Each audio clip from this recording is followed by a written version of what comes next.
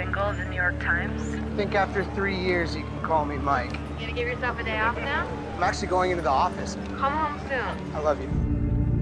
This article was about saving young people's lives. You said write it up. I said write it up, not make it up. I did the best with what I had. You have a future ahead of you, Mike, but not here. You know, to be honest, I'm relieved it's over with the Times. You turn into a real prick working for them. Hello? Hi, I'm a reporter with the Oregonian. I wanted to get your side on the Christian Longo story.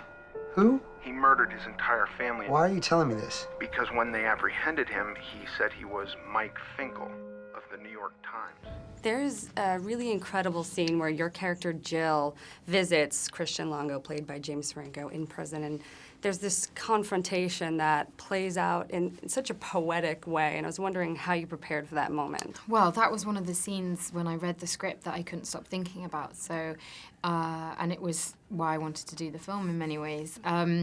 But it was one of those scenes that I knew was coming up, and actually, luckily, we didn't shoot it towards the end of the film, and I just kept thinking about it over and over again and practicing it over and over again.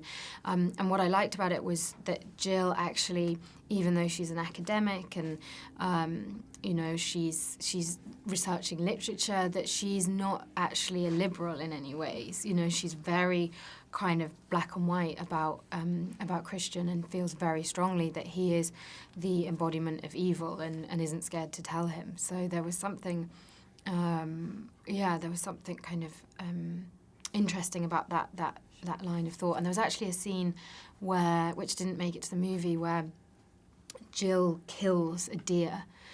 She's actually accidentally knocked it over, and it's kind of writhing in agony, and then she's got a shotgun in the back because they're living in Montana, and shoots it. And there was something almost quite old-fashioned about her mentality, and we had this idea that she'd come from, you know, a family where they would go hunting, and so she sort of has a very clear way of looking at the world, of good and evil, and I don't know exactly how that ties into shooting a deer, but there's this sense of sort of old-fashioned ideas of the world. Were there any moments that were more spontaneous on set? I understand the prison sequences weren't really rehearsed beforehand, so... No, we didn't. James and I didn't meet before that scene, actually, so it would have that spontaneity and that feeling of something being unknown, which is obviously the relationship that they have. But then, so Jonah and I met before the film, and I think we got Chinese food or something, and chatted with Rupert, and got to know each other a bit before, so that on the day that we could play around and do stuff. And actually, some of my favourite moments were when we just would go off script and do a little bit of improvisation, and I really enjoyed working with both of them, actually. She's not just the girlfriend-wife character, right? There's so much more to her, and I think that's been a pattern with a lot of the films you've done in, you know, the last few years, like The Invisible Woman and, of course, Theory of Everything. Are those roles sort of coming to you because people know how capable you are of playing those women, or do you seek those out?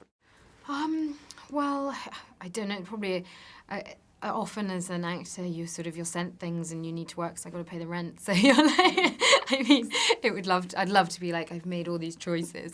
But it's a combination. I like there to be complexity. Women are complex, complex human beings, and I feel that is part of my job, is to bring that to the screen. So, so I've been fortunate that I've got to play these really fascinating women who are strong, but also it's not about just being strong, you know, it's about fully rounded, there's vulnerability, and I always want to show all of those nuances. And here, the dialogue is so poetic, and I was wondering if Rupert Gould's background in, you know, directing Shakespeare for the stage, how that played into your preparation at all. Oh, absolutely. I mean, that's what, I watched the screen version of Rupert's Macbeth, and that was so, I remember watching that and thinking it would be so fascinating to see what he did with this story. Yeah, and I really love his theatre work, so I'm such a huge, huge fan. But in many ways, there's a lot of similarities between Macbeth and this story, and the nature of good and evil, and yeah, that was definitely a huge factor in wanting to do the film. Hello? Jill, hey. It's nice to meet you. Chris? You know, Mike, he's been a real friend to me. I just hope that we can be friends too. I believe we're dealing with an exceptionally dangerous man. You had a choice of so many stories to tell, and you chose his. Actually, he picked me. He didn't pick you. He used you. We think he's part of some bigger game plan. This isn't just about me. Who do you have to protect? I can't say. You think he's innocent, don't you? My whole reputation's on the line. Don't give up on me. Are you really going to be the man who might set him free? Chris, did you do what you're accused of doing?